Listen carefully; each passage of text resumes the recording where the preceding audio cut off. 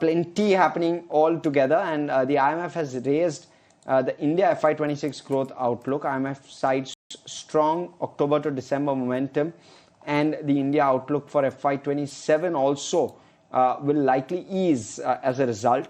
Also something to mark out, China's GDP growth forecast for 2026 has been increased by 30 bips by the IMF.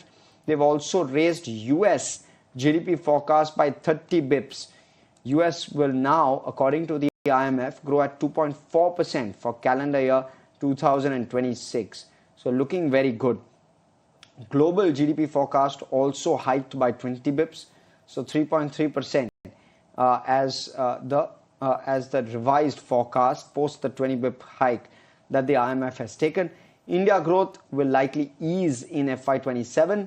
Cyclical temporary factors will start to wane, is what the IMF says. But they've raised the FY26 forecast on strong momentum. So that's of course on IMF. But sticking with metals, and we spoke about Hindustan Zinc.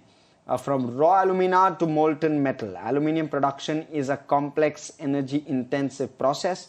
Nalco's smelter sits at the heart of this with a capacity of over 4.6 lakh tons per annum. This facility powers both domestic demand and exports. As India pushes manufacturing and infrastructure, Ankur Mishra takes you inside the plant to see how aluminium is made and why this metal is critical to India's growth story.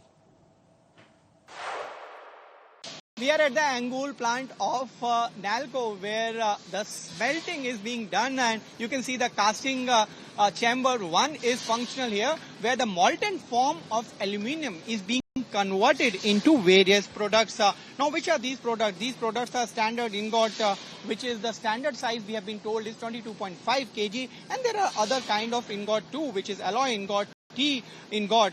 Overall, the smelter capacity at Angul is 4.6 lakh tons per annum, and alumina is converted into primary aluminium through electrolytic reduction.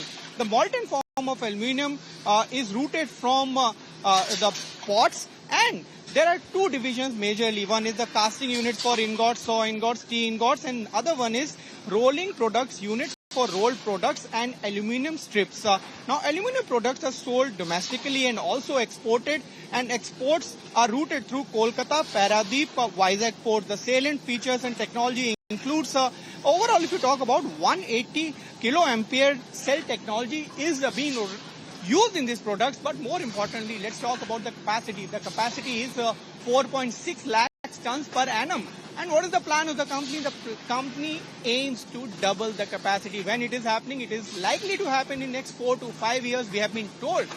And the idea is to move towards doubling of capacity from this particular plant. Why so? Because company wants to become Maharatna, and smelter plant will contribute into it. Budget is round the corner. We'll see 1st of Feb, Finance Minister will present the budget. What are your expectations from the budget this time? Our expectation is there will be a good amount of spending in infra and the power sector also, because when the infra is growing, the power sector will also grow. These are the two sectors, because as far as aluminium consumption is concerned, 40% of aluminium goes in the power sector, 10 to 12% in infra, and maybe 6 to 7% in EV. So last reduction in GST rates, right, that has led to the boost in the vehicle sector, and the EV sectors are coming. So that has also led to the increase in the consumption. So from this budget, we are very much hopeful there will be good amount of spending in infra, because India is going to increase. The GDP of India is going to increase, and we are one of the fastest growing economy. And the kind of consumption of aluminium is directly related to the growth of GDP. If the growth of GDP is 7%, 6 to 7%, the aluminium requirement will be 1.5% times the growth of the GDP. So it is, we know that India is a growing economy, and from this budget, we are very much sure there will be huge expenditure on infra. Okay, all right. So that's of course coming from Nalco. Now,